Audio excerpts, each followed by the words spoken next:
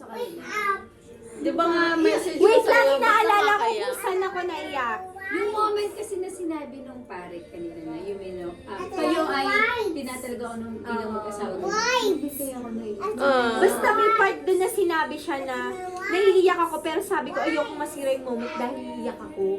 Para kailangan matapos to. Pero naiiyak na talaga ako nun kaya hinahawa ko na lang sa kanya.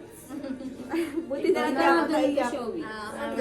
Kasi pag umiyak ako, inisip ko yung mascara ko malalaglag. Mas yung false eyelashes ko. Hindi, yung mascara ko kasi pag nababasa, maano. Anong message mo kay Inday? Oh, first, kay ano ulit? Kay Jun Lagi muna. lahat. Kay Jun daw muna, kay Jun muna. Ayun, sabi nga nila, take care of Inday kasi kahit ganyan yan. Ano namin yan, kasi ano siya, genuine siya magmahal. Yes. Ganyan pa ba halata? Alam mo yung ano, alam mo yung mas nasasaktan siya.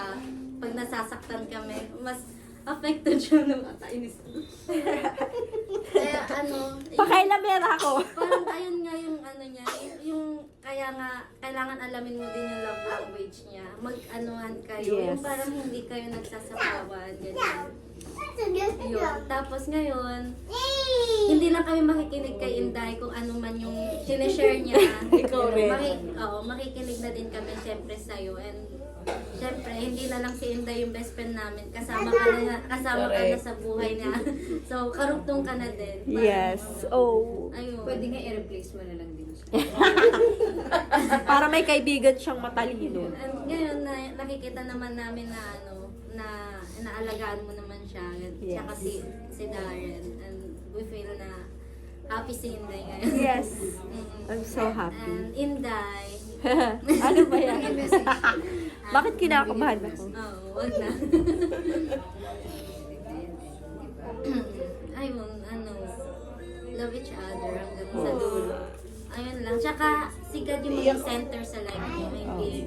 Kasi pag si God yung, pag galit ka, tapos, pag-pray mo muna yung kung ano yung sasabihin mo, ano yung gagawin mo. Actually, minamaster ko yan kasi gustong-gusto kong yan mangyari sa life namin. Pero hindi pala siya kasing dali kung paano mo siya sabihin. Mm-mm. Kasi, lalo na kapag galit ka, may naiingit ka, may nararamdaman kang negative, parang mas madali sa yung matempt na magalit na lang. Hindi mo na maiisip si God. Pero, syempre, mature na tayo, iniisip natin yung dapat nating gawin. So, sumasagi siya sa isip ko, pero hindi ko kayang panindigan.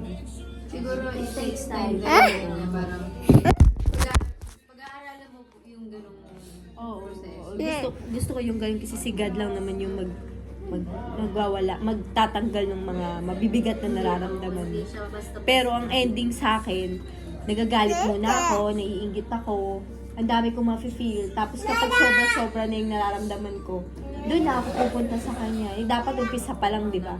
Dapat doon. So, naiyak ako kasi na-feel ko na love niya.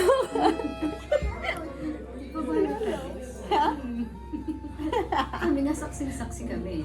Alam mo kung Hindi, I mean, na-appreciate ko yun. si June, hindi namin makikita sa kanya na di kanya love. Kasi yung ugali mo pa lang eh. Ano pa lang eh. Natanggap niya nga yung ugali mo na yan. Yung pagkakabungangero, pagkakarintok mo lagi. Di ba, may mga, lagi mo nga sinasabi. Napaka-insensitive Lagi mo nga ko. sinasabi sa amin eh. Pag nag-aaway kayo si Jun tahimik lang. Kasi ayaw ka nang sabahin ni Jun eh. Di ba? Alam nga naman, dalawa kayo nag-aaway. Correct. At least, ikaw naman, pag dumating sa time na nag-ganon si Jun sa'yo, siya naman yung nagbubunga. Ikaw naman Oo, ikaw din yung Ako gusto ko din i-apprehend ka ng bagay. Ayun nga, yun sabi nga, di ba, give and take kung Wala tayo siya. Pero wala naman kasing perfecto lagi Yung, sa relasyon. alam mo naman kung anong gagawin mo, pero ang hirap. Minsan, pa kahit ayaw mo sabihin, nasasabi mo. Oo. Diba? Pero pag mga ganun, kaya, siguro, step by step, syempre,